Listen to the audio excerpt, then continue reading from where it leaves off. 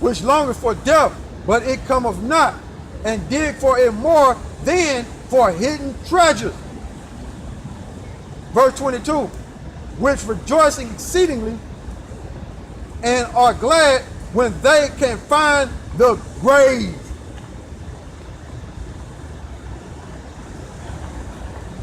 Hey man, so why is Job trying to go there?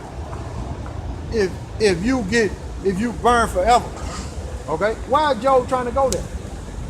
Because it's not so like these pork eating, neck bone eating, shrimp eating, lobster eating, catfish eating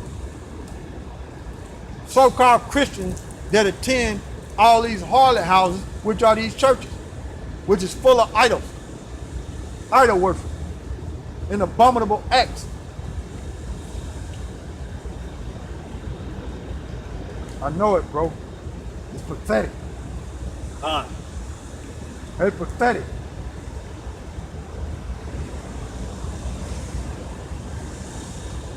It's pathetic, man. It's pathetic. Now we're finna go into this, into the New Testament.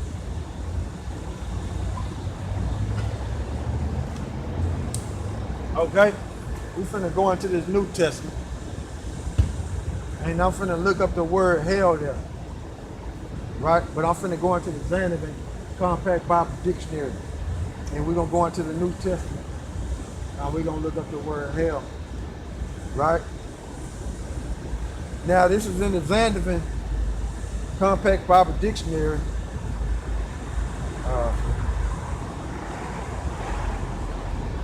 I'll hold it up for you so you can see. Right?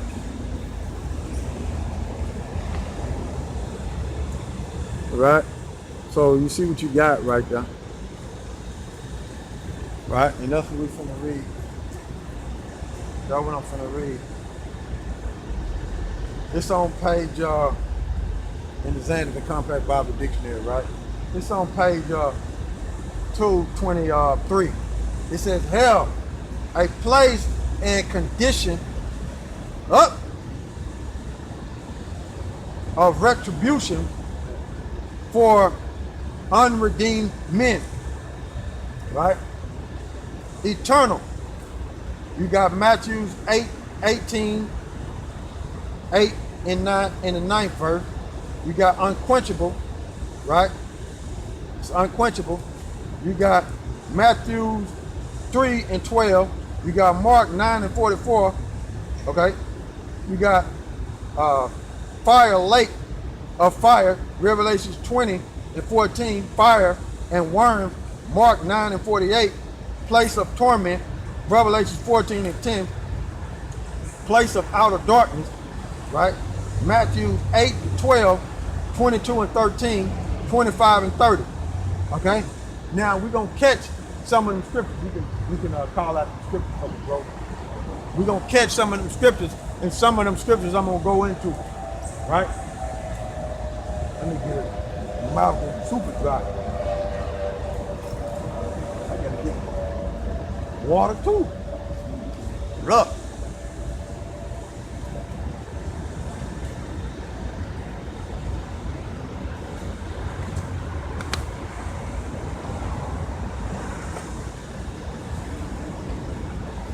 It's rough. So what's the first one, bro? Matthew's what? 18 and 8. Matthew's 18 and 8, right? Let's go there. Matthew 18 and 8. See what we got. See if I can jump around. There's another verse there. 9 in there too, right? Yeah.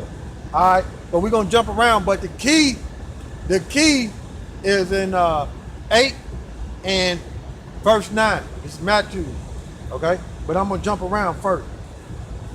It says, this is Matthew 18 and the first verse. And at the same time came the disciples unto YAHAWASHI saying, who is the greatest in the kingdom of heaven? Question. Verse 2. And YAHAWASHI called a little child unto him and set him in the midst of them, right? And said, verily, I say unto you, except ye be converted and become little children, ye shall not enter into the kingdom of heaven. So what YAHAWASHI is saying is, well, I got to finish that off. It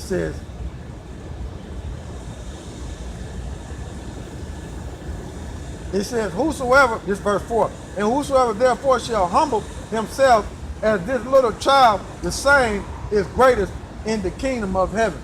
Okay? So what the Lord was saying was, because you had the disciples asking, who is the greatest in the kingdom? See, as a child, they are humble and they willing to learn and soak up the information. Okay? And soak up the information. They're not trying to get in a seat of authority. Okay? So what you have to do is be converted like a little child. You have to be humble and soak up the information that is being spoken to you by the word of YAHAWASHI. Okay? That's what YAHAWASHI was saying. Oh, you have to forget all them ways, man. You have to be humble, and you have to not look at it as a child as if you're trying to be in a position of authority. That's why YAHAWASHI was saying what he was saying. Look, you got to become humble, man. Don't worry about that. Okay? Everybody gonna play their part. Don't worry about that. Okay? This Matthew 18 and 3. And he said, verily, I say unto you, except ye be converted and become as little children, ye shall not enter into the kingdom of heaven. Oh yeah, and believing in that you die, you burn in hell. Nah, you have to be converted. Okay, as little children. That way of thinking, hey, that's over with, man. They think about that stuff when they in the Roman Catholic churches. Okay, the Negro, Latinos, and Native Americans. They think about stuff like that. Oh, we're gonna burn in hell. Okay, we're gonna burn forever. They don't know. They don't know judgment is played out on the earth. Okay, they don't know. They don't know they in hell now. Okay, they try to make their hell comfortable, but the Most High gonna take it all. And that's like I was saying. You look at the condition of Puerto Rico right now. They out of there, man. They out of there. They out of there, man. And they taking a bath in contaminated water with no electricity. They out of there, man. I was looking at one news report. One of them so-called Puerto Ricans, which is Ephraim, their biblical nationality is Ephraim, of the tribe of Israel. They were saying they had went back to the Stone Ages, man. Yeah. He said he could remember when his mother would carry buckets of water on his side, gathering it from the river. And that's what they have gone back to, man. They have no actual running water. So he was saying they done went back to the Stone Age, man. Over there. You know? And then they were saying that FEMA, the government is gonna leave at a certain period of time. So they were saying that. Abomination, man. Straight up. Straight up abomination, man. Hey man, that's America for you, man. Hey, that's why the scriptures say you can do nothing against the truth. But matter of fact, let me get it. Look at that. It's in Corinthians. This 2 Corinthians 2 and 2 Corinthians 13 and 8. For we can do nothing against the truth, but for the truth. In other words, the truth, the word, which is the Bible, and the reality of the scriptures, shows you wickedness and righteousness. So if these people on the earth is doing wickedness, it's written in the scriptures. It's the truth. Okay? The Bible shows you what wickedness is. So they doing it. Okay? You got sodomites walking around, okay? So they doing it. And then the righteousness, through the spirit and power of YAHAWASHI, you got the men of the Lord on the highway and byway teaching through the spirit and power of YAHAWASHI. You know, you got Israel coming back to their nationality. So I'll read this again. This 2 Corinthians 13:8. For we can do nothing against the truth, but for the truth. So that's what it is, man. That's what it is, man. You're going to see righteousness being done, and you're going to see wickedness being done. And where is it all written for you to get an understanding of righteousness and wickedness? In the scriptures. That's the reality of it. You ain't doing nothing but help verify the scriptures that they are true. Okay? When you see wickedness walking upon the earth, because the scriptures tell you about it. But this is Matthew 18 and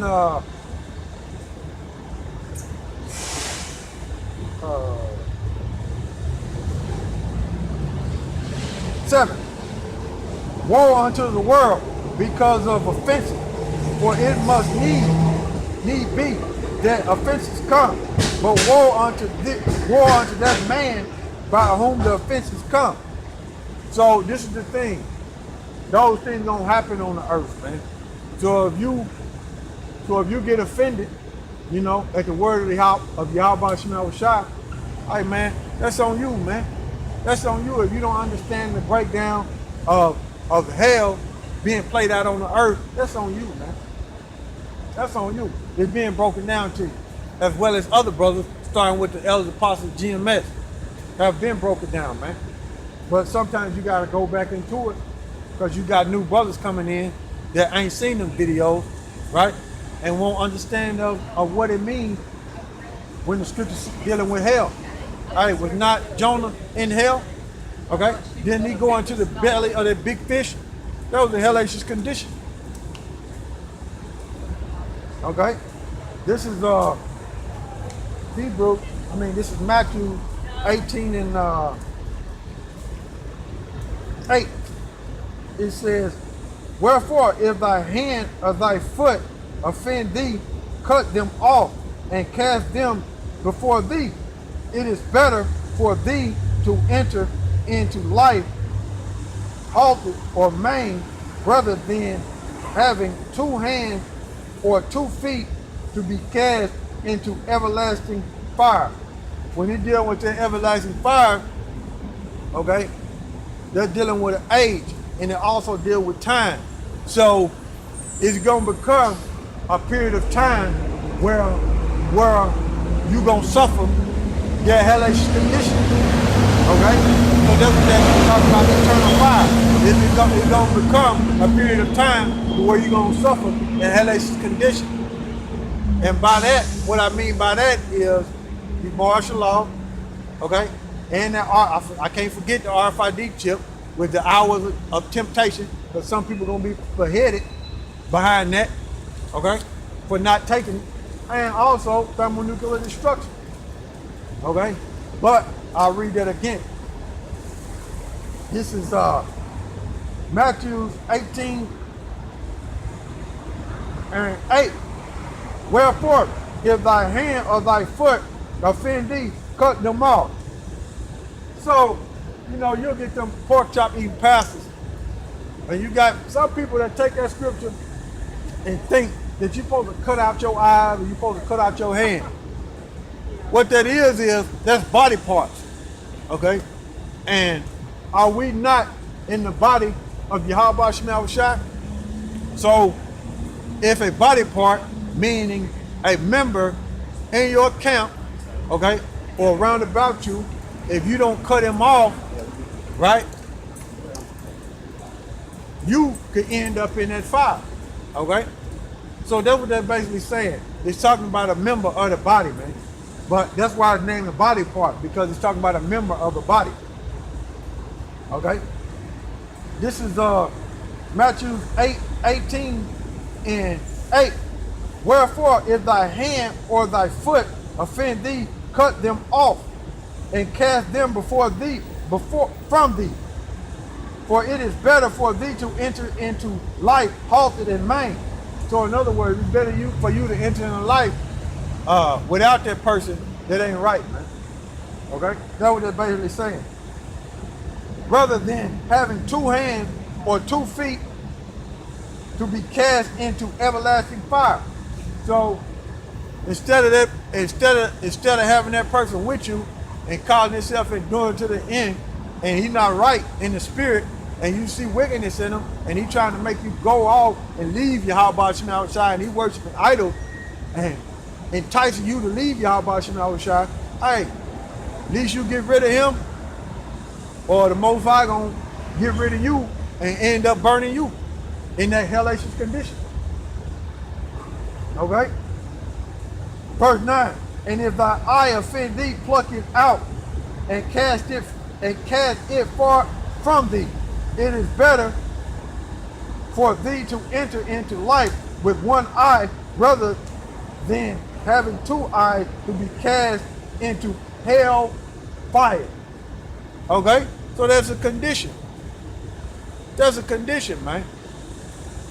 And I can't remember what that word is there, okay, in the Greek, but sometimes you get the word Hades there, and it goes back to the word Gehenna,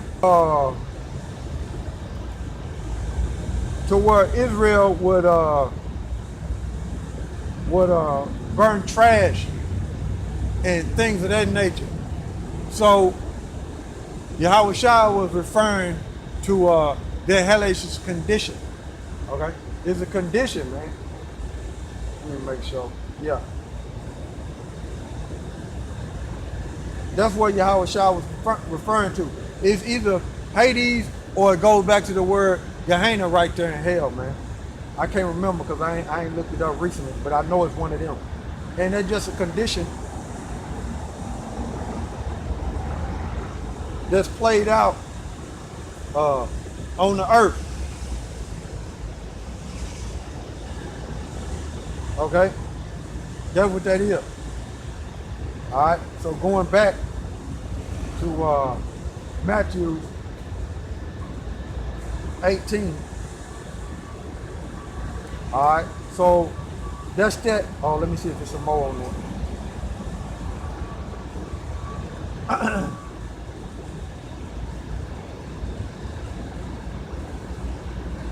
Alright, that's it on there. Right? The point was in 9. Okay? It's a condition, man. It's played out on earth. That's a metaphor that the Lord was using, man. Okay?